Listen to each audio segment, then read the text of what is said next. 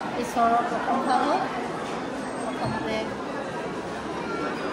সৃষ্টি কৰা ঈশ্বৰলৈ কোটি কোটিবাৰ প্ৰণাম জনাইছোঁ আৰু গুৰুমা গুৰু পিতালৈ ধন্যবাদ জনাইছোঁ। মই আহিছোঁ ডাক্তৰপথাৰ মণ্ডলৰ মাইথন মণ্ডলী হয় মণ্ডলৰ। মোৰ ছোৱালীজনী অসুখ হৈ আছিল, তাই এতিয়া সম্পূৰ্ণ সুস্থ হোৱা নাই। তাৰবাবে এতিয়া ছোৱালীজনী মই প্ৰথম আনিছোঁ, তাই মানে এনেকুৱা এটা বিপদৰ পৰা তাই উদ্ধাৰ হৈছে যে তাই হেডফোন তাই নিজে বুলি কৈছে। ওচৰত ল'বা হা। ঈশ্বৰৰ প্ৰশংসা সৰ্বপ্ৰথমে সৃষ্টিকৰ্তা ঈশ্বৰলৈ মই কোটিবাৰ ধন্যবাদ কৰিছোঁ আৰু মহান গুৰুজনালৈ আৰু গুৰুমালৈ কোটিবাৰ প্ৰণাম কৰিছোঁ। মোৰ এটা সাক্ষ্য দিব লগা আছিল। মোৰ নাম শ্ৰীমতী গাৰ্গীপ্ৰিয়া বৰগোহাঁই। মই মাইথন বন্ধুবাৰীৰ পৰা আহিছোঁ। মই মোৰ অসুখ হৈ আছিল, তাতে মই বহুত ডক্টৰ ঘৰলৈ গ'লোঁ, বেজি ল'লোঁ, তাতে মই বেজ জ্ঞানো লগাইছিলোঁ, ক'তো মই সুস্থ নাপালোঁ। কিন্তু প্ৰভু ঈশ্বৰক যেতিয়াৰ পৰা জানিলোঁ তেতিয়াৰ পৰাই মই সুস্থ হৈছে।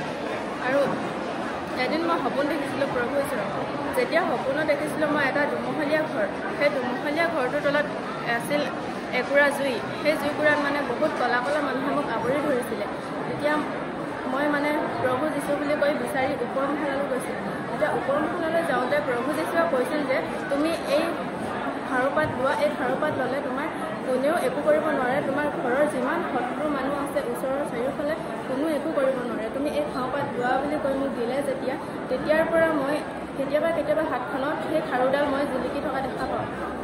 আৰু মই এদিন স্কুললৈ গৈ আছিলোঁ, তেতিয়া স্কুলৰ পৰা 3:30মান বজাত ঘৰলৈ আহিছিলোঁ। ঘৰলৈ 15 মিনিটমান খোজকাঢ়িব লাগে এডোখৰ অটৰ পৰা নামি কিনে। সেইডোখৰত আহি থাকোঁতে 3জন মানুহে মোক ধৰি লৈছিলে। তেতিয়া মই ক'লোঁ তহঁতক কি লাগে, আৰু তহঁতে মোক কিয় ধৰিছ? তেতিয়া সিহঁতে একো নাই কোৱা। তেতিয়া 2জন মানুহে 2খন হাতত ধৰি ল'লে আৰু মুখত থোপাই দিছিলে। তেতিয়া মই ক'ৰ পৰা শক্তি আহিলে মই নিজেই নাজানো।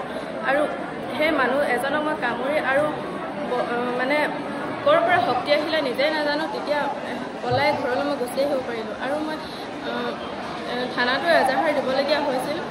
প্ৰিন্সিপালক স্কুলত পিছদিনাখন ক'লোগৈ, প্ৰিন্সিপালে ক'লে থানাত এজাহাৰ এখন দিব লাগিব বুলি। তেতিয়া মই এজাহাৰ দিলোঁ আৰু তাৰ বাবে মই কোটিবাৰ প্ৰভু যীশুক ধন্যবাদ কৰিছোঁ। Praise the lord.